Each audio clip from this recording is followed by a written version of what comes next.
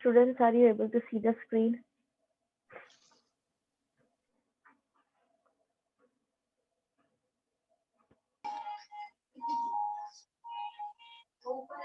Students, are you able to see the screen? Yes, ma'am.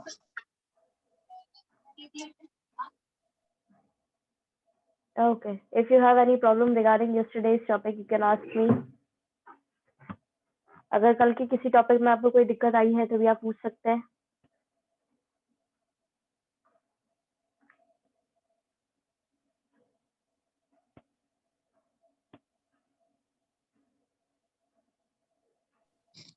No, ma'am, no problem. Okay.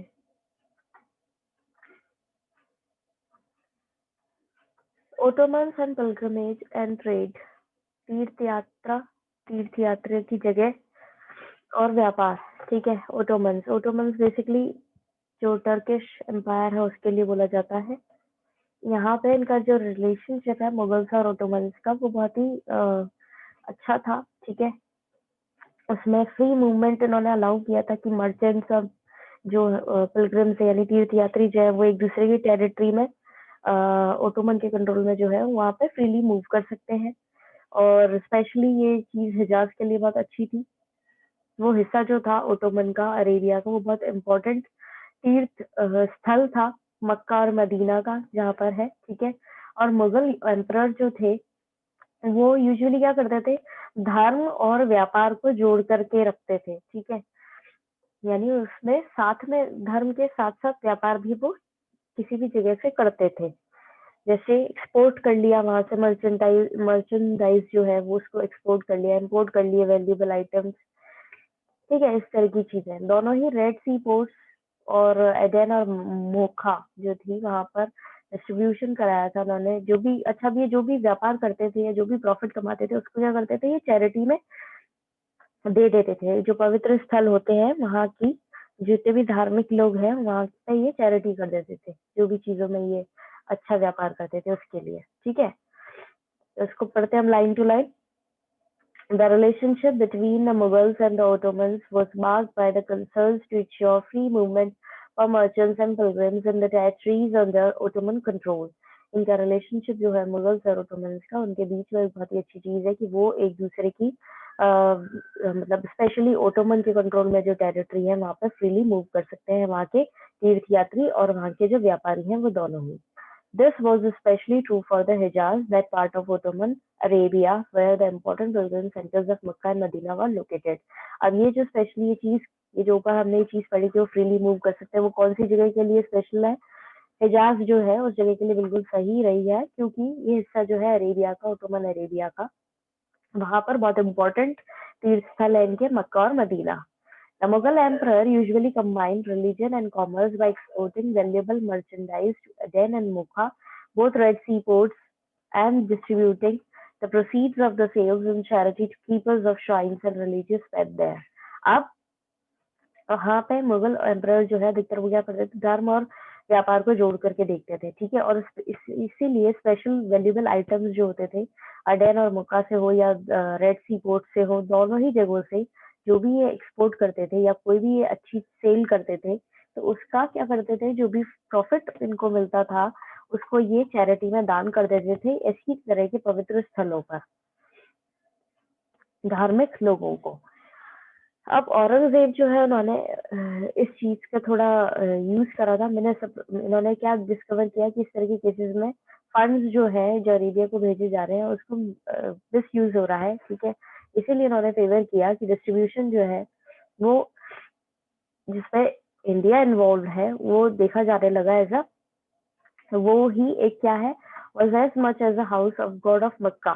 यानी कि distribution जो India में हो रहा है वो भी एक तरह की मक्का की तरह ही देखा जाने चाहिए. ठीक है. However, when Aurangzeb discovered cases of misappropriation of funds sent to Arabia, wait a minute, students. Okay.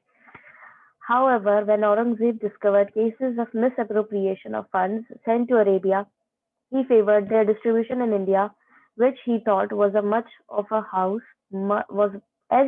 house of God as Makkah. अब औरंगजेब को जब पता पड़ा, उस तरह के केसेस उनको सामने आए कि यहाँ पर फंड्स जो हम भेज रहे हैं अरेबिया, उनका गलत इस्तेमाल हो रहा है, गलत जगहों पे इस्तेमाल हो रहा है। तो उन्होंने क्या करा, उन्होंने कहा कि डिस्ट्रीब्यूशन जो इंडिया में किया जा रहा है वो भी उतना ही पवित्र है जितना कि मक्का में किया जा रहा है, अरेबिया में भेजा जा रहा है। ठीक है, उस चीज को उन्होंने फेवर किया कि यहाँ पर ही कर लो डिस्ट्रीब्यूशन, जो भी आपको प्रॉफिट्स का करना है फंड्स का, वहां भेजने की बजाय। इस टॉपिक के अंदर किसी को कोई दिक्कत आई है तो भी पूछ सकते हैं। No, ma'am. ओके, अब है जेसूट्स एट द मुगल कोर्ट। अब क्या सारे धर्म के लोग यहाँ पर आ रहे थे, लोगों को वो भी मिल रहा था। उसी तरीके से जो क्रिश्चियन थे, उनका भी जो धर्म है, उसके भी लोग जो है अब यहाँ तक पहुंचने लगे थे। यूरोप को जब नॉलेज मिली थी इंडिया के बारे में, तो वहां पर जितने भी जेसूट मिशनरीज, ट्रैवलर्स, मर्चेंट्स और डिप्लोमेट्स थे, वो सब क्या जानना चाह रहे थे, इंडिया के बारे में और जानना चाहते थे। जब इंडिया को डिस्कवर किया था सबसे पहले एक व्यक्ति ने, एनीवन वांट टू गेस कि कौन थे वो, जो सबसे पहले इंडिया को जिन्होंने ढूंढा था?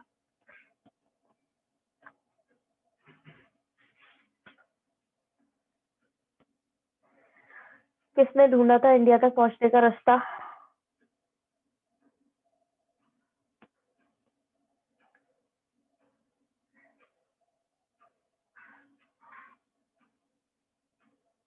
किसी को आइडिया नहीं है? गलत भी बोलेंगे तो आप कोई दिक्कत नहीं होगी, ट्राई तो करिए। Ma'am, repeat the question. Who found which person from Portuguese? Ma'am, Vasco da Gama. Very good, Ma'am, Vasco da Gama. Very good. या तो जब वास्को डी गामा ने इंडिया को ढूंढ लिया था, तो वहां के लोगों में बहुत ज्यादा क्यूरियोसिटी जाग गई थी इंडिया के बारे में जानने की। ठीक है, और जो मुगल कोर्ट के इम्प्रेशन थे यूरोपियन राइटर्स पे, वो सबसे पुराने रहे हैं। ठीक है, तो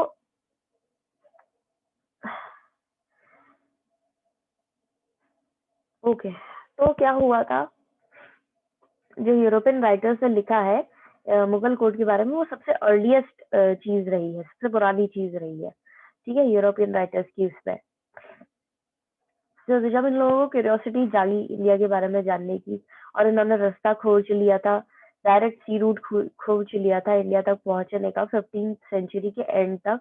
तो पोर्चुगीज मर्चेंट जो है वो एक क्या कर रहे थे, स्टैब्लिश करने की कोशिश कर रहे थे, एक नेटवर्क, यानी नेटवर्क स्टेशन, जो यहाँ की समुद्री सिटीज थी ना, कोस्टल सिटीज थी, समुद्री तट पे जो सिटीज है, वहां से वो कोशिश कर रहे थे कि व्यापार करें। और पोर्चुगीज किंग जो थे वो भी इंटरेस्टेड थे यहाँ की क्रिश्चियनिटी को लेकर के आने के लिए। ठीक है, और जो अकबर है, उनको क्या बहुत ज्यादा क्यूरियोसिटी रहती थी हर धर्म के लोगों की। तो जब क्रिश्चियनिटी के बारे में उनको समझ में आने लगा, तो उन्होंने क्या करा, जो वहां पर लोग थे, जो वहां से आए थे बाहर से, उनको भेजा जानने के लिए। ठीक है, जो प्रीस्ट थे, जूसुट जेसुट प्रीस्ट थे, उनको गोवा भेजा गया, अपनी एम्बेसी पे डिस्पैच किया गया। ठीक है, जानने के लिए। और पहले जिसक मिशन जो है वो पहुंचा मुगल कोट फतेहपुर सीकरी के अंदर 1580 के अंदर। वो वहां पर 2 साल तक रहे और उन्होंने बात करी अकबर से क्रिश्चियनिटी के बारे में। कई डिबेट्स भी हुए उलामा को लेकर के। और 2 और मिशन जो है इस चीज में देखे गए थे, जो मुगल कोर्ट के अंदर हुए थे, लाहौर में 1591 में और 1595 में। ठीक है, तो एक तरीके से क्या हो रहा था, यहाँ पे क्रिश्चियंस जो थे वो आने लगे थे, और वो अकबर की कोर्ट में भी अपना एक रोल प्ले करने लगे थे। यहाँ पर क्योंकि ये अकबर जो है, ये हर धर्म के लोगों को उतनी ही रिस्पेक्ट देते थे, तो इसीलिए जब ये क्रिश्चियनिटी वाले लोग इनके पास पर पहुंचे, तो इन क्या है ये क्रिश्चियनिटी, क्या ओरिजिन हुआ, क्या चीजें ये मानते हैं, क्या इनका कल्चर है, सब चीजें जानने के हिसाब से उन्होंने इनको अपने कोर्ट में भी इनवाइट करना शुरू कर दिया था। ठीक है, इसको लाइन टू लाइन पढ़ते हैं। Europe received knowledge of India through accounts of Jesuit missionaries, travelers, and merchants and diplomats. The Jesuit accounts are the earliest impressions of the Mughal court ever recorded by European writers. अब Europe को knowledge मिली थी India की किसके द्वारा? Jesuit missionaries, travellers और merchants और diplomats के द्वारा। और जेसुइट अकाउंट्स जो थे, वो सबसे पहले ही उन्होंने मुगल कोर्ट के बारे में लिखा है, जो किसके द्वारा? यूरोपियन राइटर्स में सबसे पहले इन्होंने ही लिखा था मुगल कोर्ट के बारे में। Following the discovery of a direct sea route to India at the end of 15th century, Portuguese merchants established network a network of trading stations in coastal cities. अब आगे जाकर के जब डायरेक्ट इनको सी रूट मिल गया था इंडिया तक पहुंचने का 15 सेंचुरी के अंदर, तो वहां के जो व्यापारी थे उन्होंने एक नेटवर्क बिठाने की कोशिश करी और अपने ट्रेडिंग स्टेशन जो है कोस्टल सिटीज में सेटअप करें। ठीक है। The Portuguese king was also interested in the propagation of Christianity with the help of the missionaries of Society of Jesus and the Jesuits. अब जो जीसस वाली सोसाइटी को मानते हैं उनको बोलते हैं जेसूट्स। ठीक है, जो हमारा टाइटल भी है इस टॉपिक का। साथ ही साथ जो पोर्चुगीज किंग थे वहां के, वो भी चाह रहे थे कि अब हमारी क्रिश्चियनिटी का जो प्रोपगेशन है उसको हम और फैलाए, आगे तक बढ़ाए। ठीक है, तो उन्होंने ये सब किसकी हेल्प से किया? मिशनरीज की हेल्प से किया। The Christian missionaries to India during the Christian missions to India during the 16th century were part of this process of trade and empire building. अब ये जो क्रिश्चियन मिशंस थे, यानी कि वहाँ के जो राजा थे वो यहाँ पर क्रिश्चियनिटी को भी प्रोपगेट करना चाह रहे थे, तो वो इन्होंने 16th सेंचुरी के अंदर आते आते अपने व्यापार और अपने एम्पायर बिल्डिंग के हिसाब से यहाँ पर भेजना शुरू करा। Akbar was curious about the Christianity and dispatched an embassy to Goa to invite Jesuit priests. Akbar बहुत क्यूरियस थे क्रिश्चियनिटी को लेके, इसीलिए उन्होंने अपनी एम्बेसी से लोग भेजे गोवा में, जिससे वो इनके जो प्रीस्ट हैं, जो इनके पुजारी हैं, उनको इनवाइट कर सके। The first Jesuit mission reached the Mughal court at Fatehpur Sikri in 1580 and stayed for about 2 years. पहला जेसुट मिशन जो है वो पहुंचा मुगल कोर्ट में फतेहपुर सीकरी के अंदर 1580 के अंदर, और फिर वो वहां पर 2 साल तक रहा mission. The Jesuits spoke to Akbar about Christianity and debated its virtue with the ulama. जेसूट लोग जो थे, जो आए थे वहां से, वो अकबर से बात कर रहे थे क्रिश्चियनिटी के बारे में, और उन्होंने कई बार उलामा के लेकर के भी डिबेट वाद विवाद किया है। 2 more missions were sent to the Mughal court at Lahore in 1591 and 1595, और 2 और मिशंस भेजे गए थे मुगल कोर्ट में लाहौर में 1591 में और 1595 में। इन 3 पैराग्राफ्स के अंदर किसी को कोई दिक्कत आई है तो भी आप पूछ सकते हैं। No ma'am. ओके। जेसूट अकाउंट्स, अब ये बेसिकली काय पे बेस्ड थे? ये पर्सनल ऑब्जर्वेशन पे बेस्ड थे, जो इन्होंने प्रकाश डाला था कुछ कैरेक्टर्स पे और एम्परर के दिमाग पर जो उन्होंने वो डाला था उस पर बेस्ड थे। पब्लिक असेंबली होती थी जहां पर इनको जो जगह दी गई थी जेसूट्स को, वो अकबर के सिंहासन के बिल्कुल पास में दी गई थी। ठीक है, और इसीलिए यहाँ पर कई सारे कैंपेन्स जो है वो चलाए जाने लगे, बच्चों को पढ़ाया जाने लगा, और इनके जो फ्री टाइम होता है उसमें इनको जानकारी दी जाने लगी इसके बारे में। ठीक है। The Jesuit accounts are based on personal observation and shed light on the character and the mind of the emperor. Jesuits account जो थे उन्होंने पर्सनल ऑब्जर्वेशन पर अपना सारी चीजें बेस्ड थी उनकी, और कितना वो ऑब्जर्व कर रहे हैं, और उन्होंने इसी चीज को, मतलब जो एम्परर था उसको पर्सनली अपने तरीके से समझाना कि भाई जीसस क्या है, कैसे हमारा ओरिजिन हुआ, हमारे धर्म का क्या क्या चीजें हुई है, वो चीज पर्सनल लेवल पे समझाना, और सब चीजों पे जो भी कैरेक्टर्स हैं उन पर अच्छे से डिटेल में इनको जानकारी देना। ठीक है, एम्परर को, ये इन्होंने किया था। At public assemblies, the Jesuits were assigned places in close proximity to Akbar's throne. और जब अदालत लगती थी पब्लिक असेंबलीज वाली, ठीक है, यानी होती थी जब नॉर्मल लोग सब आते थे, तो जेसूट्स को उनकी जगह कहाँ दी गई थी? बिल्कुल अकबर के सिंहासन के पास में दी गई थी। They accompanied him on his campaigns, tutored his children, and were often companions of his leisure hours. अब इसमें अक्सर क्या होता था, इन जेसूट्स जो है वो इनके बच्चों को पढ़ा रहे थे। ठीक है, इनको इनके साथी बन रहे थे जो लेजर आवर्स होते हैं, यानी फ्री टाइम होता है उसमें। ठीक है, और कैंपेन्स में इनको ज्वाइन कर रहे थे। The Jesuits accounts corroborate the information given in Persian chronicles about the state officials and general conditions of life in Mughal times. अब जेसूट्स अकाउंट के जो लोग थे वो क्या कर रहे थे? वो इंफॉर्मेशन दे रहे थे जो पर्शियन क्रॉनिकल्स के बारे में थी, जो इतिहास के बारे में थी, उनके बारे में बता रहे थे, और जो इनके यहाँ पे चीजें चल रही थी, जर्नल कंडीशंस जो चल रही थी मुगल टाइम्स के बारे में, उसके बारे में भी जानकारी दे रहे थे। तो ये एक दूसरे की चीजों को समझ रहे थे बेसिकली। समझ में आया? किसी को कोई दिक्कत? ma'am, no problem. Okay. अब क्वेश्चनिंग फॉर्मल रिलीजन, अब इतने सारे अलग अलग धर्म के लोग जब बैठेंगे तो वहां पर उनके अलग अलग रिलीजन को लेकर के वाद विवाद भी होना था, और क्वेश्चंस भी उठ रहे थे। ठीक है, जैसा कि आप साइड में एक पिक्चर दे रखी है, देख सकते हैं कि यहाँ पे जो मेन है राजा, उसके आसपास में बहुत सारे धर्म के अलग अलग लोग बैठे हैं। ठीक है, और यहाँ पर अक्सर इस तरह की चीजें हुआ करती थी, और यहाँ के जितने मेंबर्स थे वो कोशिश करते थे कि अपनी अपनी बात, अपने अपने धर्म की बात जो है अच्छे तरीके से रख सके।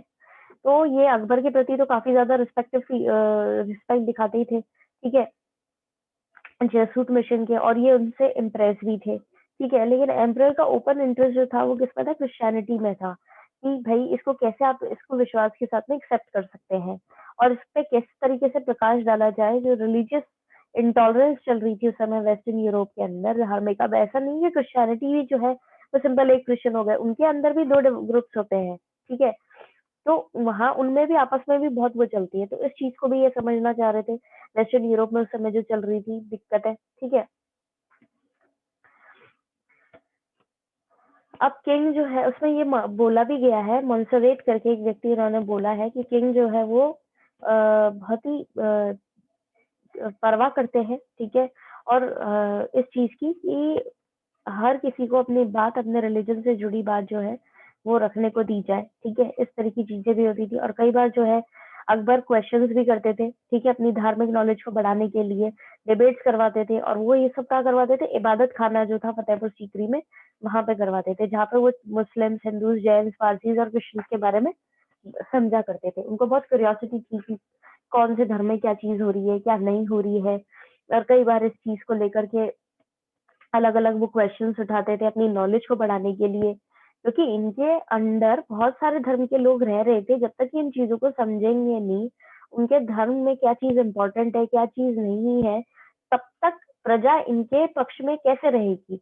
अगर सपोज ये सिर्फ अपने ही धर्म के लोगों को आगे बढ़ाएं और बाकियों को नहीं बढ़ाएं, तो बाकी लोग इनको सपोर्ट नहीं करेंगे ना। और राजा का काम ये थोड़ी था कि सिर्फ राज्य करना है, राजा है तो बस जो कह दिया वही होगा, उसको सबको साथ में लेके भी चलना होता है। तो इसीलिए ये जो थे अकबर, ये मुस्लिम, हिंदू, जैन, पारसी, क्रिश्चियन सबकी इज्जत करते थे, सबके धर्म का पालन जो उनके होता है वो करते थे, और उनके बारे में जानकारी इकट्ठा करते रहते थे धीरे धीरे, उनसे सवाल जवाब करके कि भगवान क्या है, या जीसस क्या है, क्या आपका ओरिजिन है, इस तरह की चीजें। ठीक है, इसी को देखते हुए अकबर और अबुल फाजल जो है उन्होंने एक फिलोसफी क्रिएट करी थी। ठीक है, इसमें उन्होंने पूरी इमेज दी थी, अपने स्टेट को पूरी तरह से अच्छे से डिफाइन किया था कि यहाँ पे कौन कौन से धर्म के लोग हैं, क्या यहाँ के लोगों की विचारधारा है, और कैसे जो है इस तरह की चीज को अपना करके हम अपने एनिमीज को कम कर सकते हैं, और अपने एनिमीज पर जो दूसरे उसके एनिमीज हम उन पर विजय प्राप्त कर सकते हैं। समझ आया? जो स्टोरी फॉर्म में मैंने भी आपको ये यस समझाया है। मैम। ओके, तो इस जो 10 अपना है ये कल लास्ट हो जाएगा, उसके बाद में आपके टेक अवे पॉइंट्स वगैरह हम डिस्कस कर लेंगे, साथ साथ टाइमलाइन डिस्कस कर लेंगे। ठीक है, और आपके क्वेश्चन आंसर्स जो है वो भी अपलोड कर दिए जाएंगे, ये चैप्टर कंप्लीट हो जाएगा हमारा। ठीक है ma'am yes, ma'am school app पे हमारे जो टेक अवे नोट्स मैं एंड उसमें भेज क्वेश्चन दूंगी, आंसर्स आप एक डाउनलोड नहीं काम हो रहे हैं, करना। हाँ, तो मैम हम मैंने अपन ग्रुप क्रिएट कर लेते हैं। ग्रुप क्रिएट कर लेते हैं। अच्छा, तो ये एंड मैम एडमिन आप बन जाइएगा। ठीक है, मैं एक 12th का ग्रुप क्रिएट कर देती हूँ, जिसमें फिर ये भेजा कैसे जाएगा, मतलब बाकी बच्चों तक कैसे फॉरवर्ड होगा?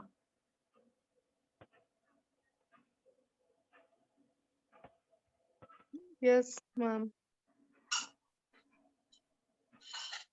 That's all for today. आज ओके अपन मैम। पढ़ेंगे, कल मैं आपको इसको लाइन टू लाइन समझा दूंगी। ठीक है, और bless you all students. Okay ma'am. Okay.